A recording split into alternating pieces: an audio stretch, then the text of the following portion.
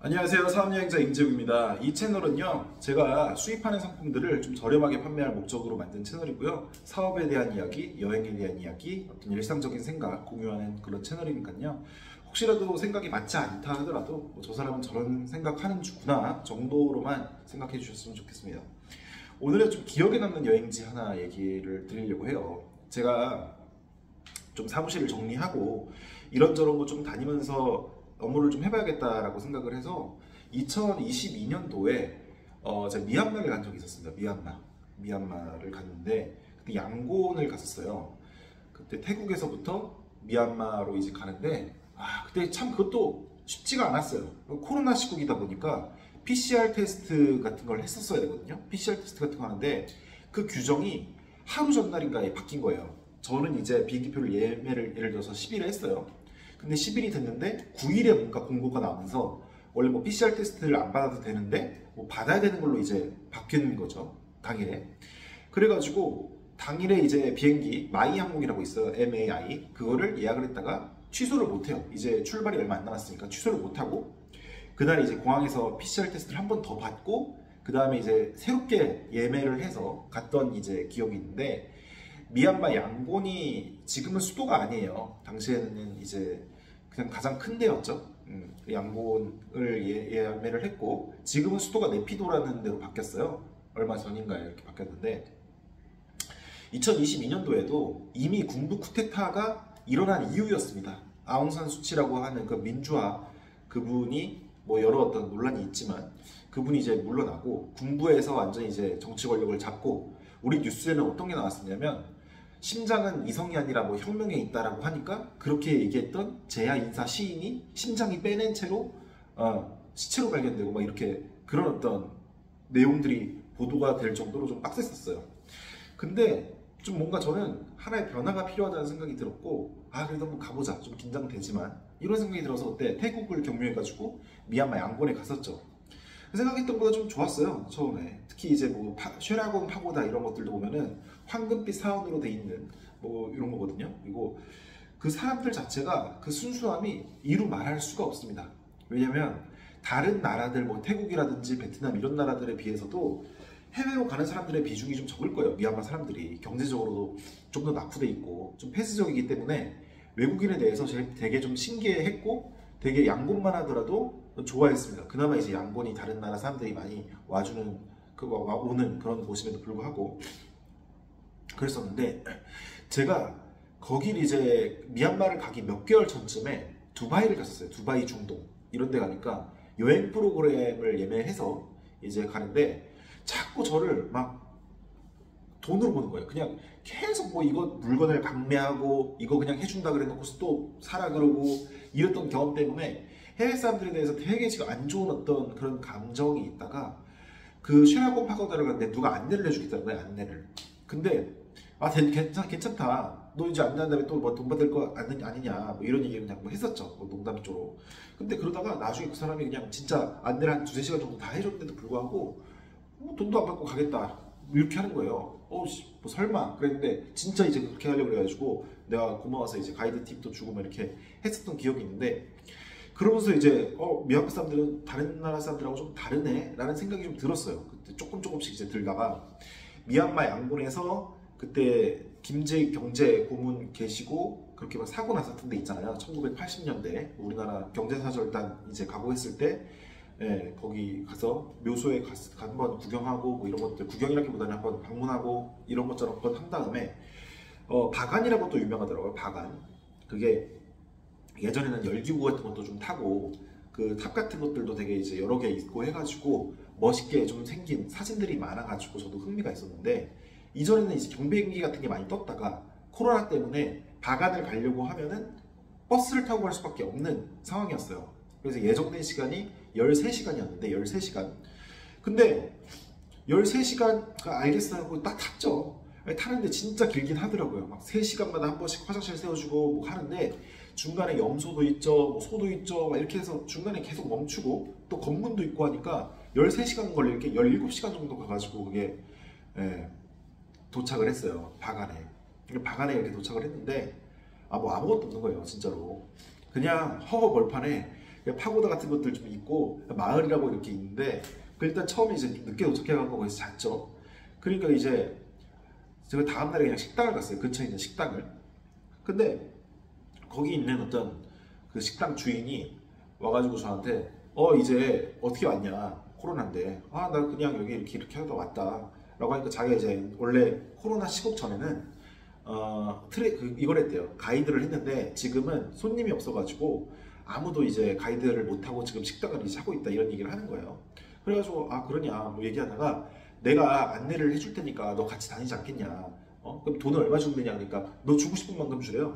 뭐 5달러를 줄 거면 5달러를 주고 뭐 이런 얘기를 하길래, 그럼 그전에는 얼마 받았었냐 그러니까 뭐 얼마 받았다 그래가지고, 그럼 그만큼 하루만큼 주겠다 그러니까 이제 같이 동행을 했죠. 이 첫날 이제 계속 이렇게 하는데 어떤 거였냐면, 그 친구도 오토바이를 하나 빌리고 저도 하나 오토바이를 제가 빌려주고 해가지고 이 두 대를 오토바이를 타고 거기를 돌아다니는 거였어요. 거기를.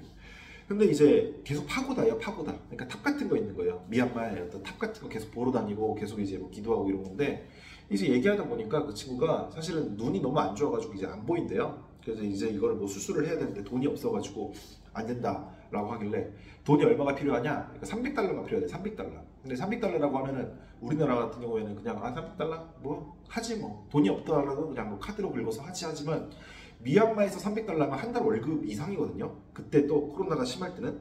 그래서 그게 없으니까 되게 저도 걱정이 되는 거예요. 계속 하루 정도 이제 같이 있는데도 불구하고. 그러냐. 일단 뭐 알겠다 한 다음에 뭐 든치 않지 했어요, 처음엔. 그 다음에 이제 일단 좀 생각이 계속 밤에 나와가지고 다음날도 그냥 투어를 같이 가자고 했어요. 그러니까 어떤 게 됐냐면, 다음 날에는 또 근데 파고다밖에 없는 거예요. 뭐 볼 게 파고다밖에 없어. 그래가지고 원래 열기구 같은 것도 있고 이렇게 했는데 파고다밖에 없어가지고, 어쨌든 어제 못 돌았던 그 탑들을 또 돌기 시작하는 거죠. 이렇게 좀 더 돌고 하는데, 거기는 관광객이 동양인은 저밖에 없었어요. 서양인들은 어떻게 좀 오는 것 같은데 동양인은 저밖에 없으니까, 길 가다가 이제 오토바이 타다가 저를 보고 멈춰요. 그리고 인사해요. 그 다음에 또 가요. 사람들이 다 막 그래. 무슨 뭐 마을에 정말 신기한 사람 한 명 왔다라는 느낌이었죠.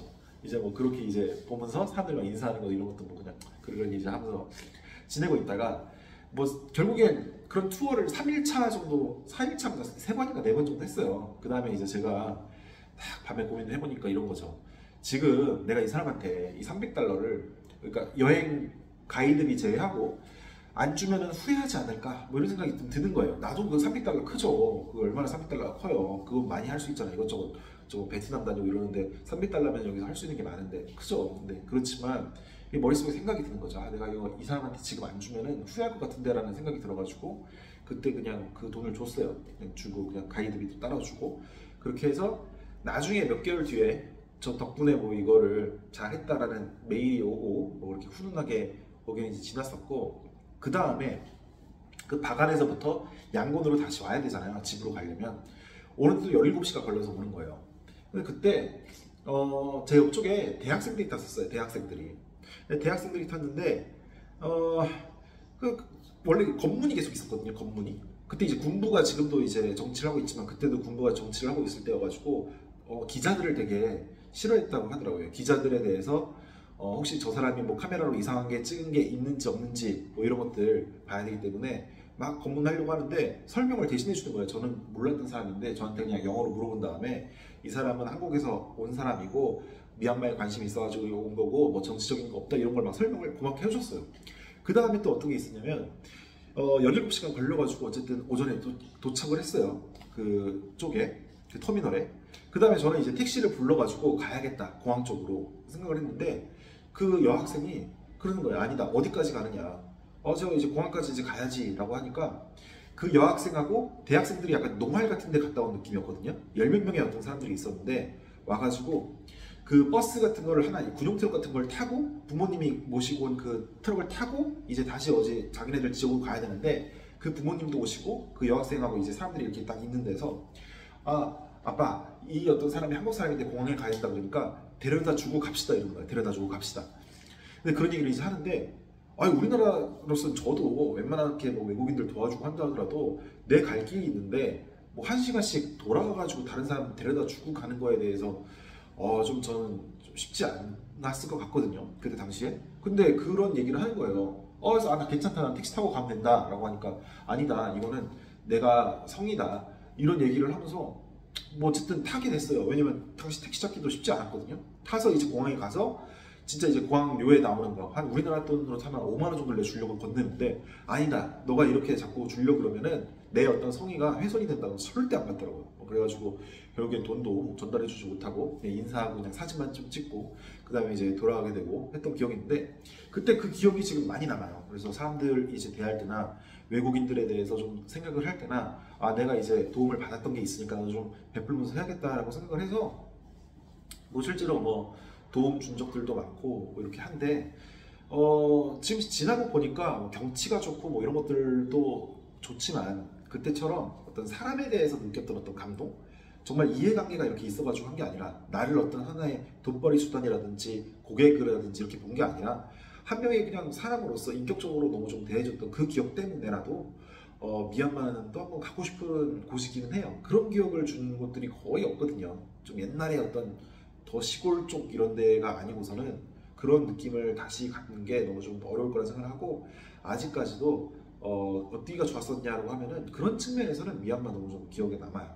물론 그때가 코로나 시국이긴 하고 또 사람들도 없고 해서 그런 게 더 있었을 수는 있겠지만 지금은 모르겠습니다. 그래서 항상 좀 마음속에 있는 거고 또 한편으로는 그때 기억이 너무 좋았어서 다음에 가면은 이런 게 좀 깨지지 않을까라는 생각 때문에 좀 망설여지는 게 있어요. 예?